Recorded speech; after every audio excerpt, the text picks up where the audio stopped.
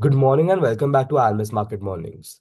The US and Iran continued exchanging proposals over the weekend to extend the ceasefire and reopen the Strait of Hormuz, though progress remained uncertain while both sides still seeking changes to the draft agreement. At the same time, tensions in the region remained elevated as Israel expanded its ground operations in Lebanon, adding another layer of geopolitical risk. While no definite breakthrough has come yet, oil climbed and the dollar strengthened as tensions remained elevated in the Middle East. Brent crude rose early this morning to trade around $93 a barrel after closing at its lowest since mid-April on Friday. Good morning, JK. Since the war has started, is this the strongest sign or point yet that a formal agreement could be reached? Good morning, Ishan. Well, I'm not very sure because we have seen this earlier too, many such announcements. No, this announcement about an MOU for 60-day ceasefire was made 4 days back, and we are beginning the new month and new week without any further progress on that. In fact, last week everything moved based on that news. That they are reaching a 60-day ceasefire agreement. However, now the reports indicate President has actually not signed, or rather, not made a decision, despite suggesting in social media that he had intended to make a final determination in a gathering of his close aides late last week. Meanwhile, there is a spokesman for Iran Foreign Ministry said in an interview that current negotiations were limited in scope and did not include the nuclear issue, and the sides have exchanged fire as well. As we have recently heard, and as you also mentioned. Then we even heard Trump saying that there is a threat to return to a full-scale war. So I don't think we are, much closer than before. Although the market moves were much more, particularly in oil, than what was seen earlier. Very few people believe that Iran was on board with the reported ceasefire MOU.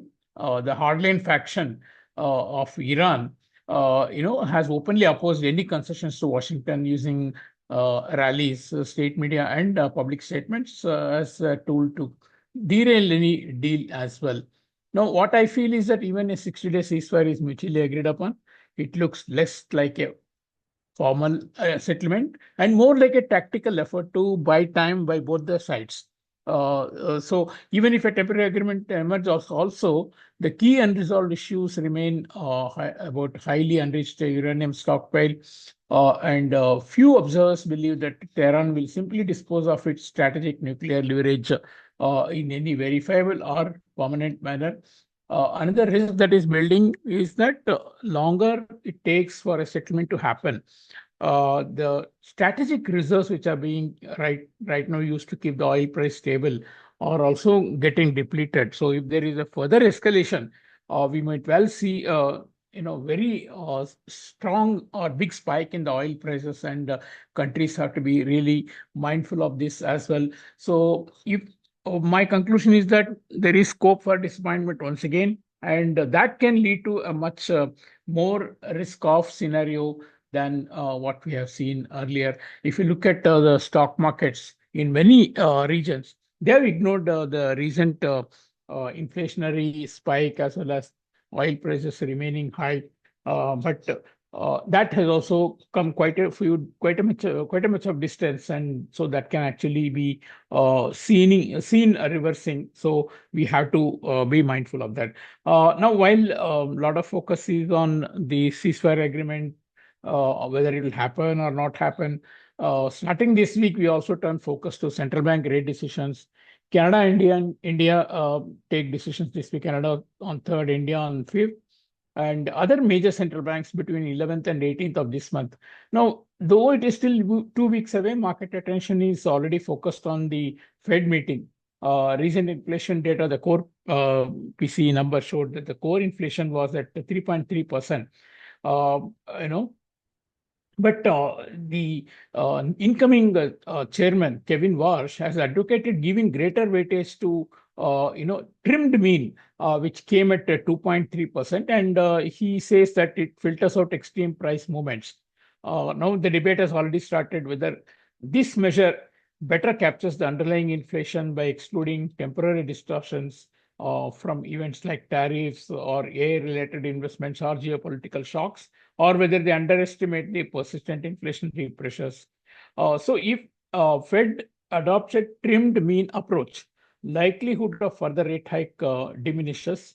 However, with core inflation near three-year high and several Fed officials, including the influential Mr. Waller, maintaining a hawkish stance, it is difficult to argue that Fed has a meaningful or Fed will continue with a meaningful easing bias. So market currently expect the rate no rate change this year. Therefore, investors will focus on June statement, updated economic projections, the dot plot, and more importantly, Kevin Warsh first post-meeting press conference. So a lot of interest surrounding Fed meeting, although it is some time away as well. Meantime, it's also interesting to note that Powell has warned about Federal Reserve, being undermined and describing the institution facing a significant stress test. And on the other side, market veteran Bill Gross has also argued that even the 30-year yields above 5%, the long-dated bonds remain expensive. So there's a lot of, you know, turbulence beneath the surface that could be building up in the US, so which we have to watch out for. Despite these concerns, risk sentiment has remained supported with S&P 500 heading for ninth consecutive weekly gain and its longest winning streak since late 2023 as well. Let's see how long this continues. Yields have come off, but not very far from key levels of breakout. And the dollar continues to move in the range. And I guess uh, any trendy move in the dollar will only happen after this month's monetary policy meetings. As closer home for the rupee, I think a surprise, consistent and large intervention by RBI whole of last week brought it down even below 95, but not supported by any new fundamental developments, particularly the challenges that rupee is facing about the capital flows and also the higher oil price, geopolitical, challenges. These have not changed, except that market has a feeling some stronger measure from RBI or government, maybe on the way, maybe from RBI because they made this week and announced a rate decision on 5th. I don't expect a change by RBI.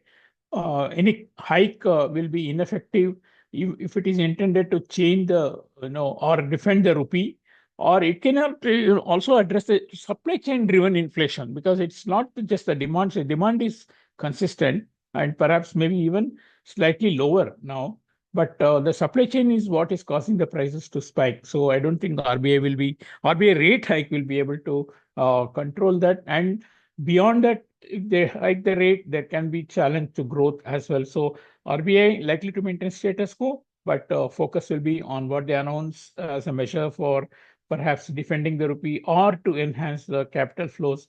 This will be um, this will be the center of focus this week, no doubt. Thank you. Thank you, Jayaram, sir. And just to summarize, as we are starting this week with no further updates on the war, and that the president has not made any decision yet in regards to his post on Friday, so the uncertainty still persists. While the moves the market gave us last week was all led up and in reaction to a ceasefire agreement, and the strategic oil reserves to keep the oil stable is slowly getting depleted as the war is getting extended and will lead to more of a risk-off scenario, and the prices will of oil will spike soon. And a central bank heavy month we have as India and Canada will announce their rate decisions this week. Where in comparison, the Fed meeting has come into light as Kevin Warsh wants the Fed to think about inflation differently with the trim mean approach, reducing the probability for a rate hike. So we'll see how that takes place.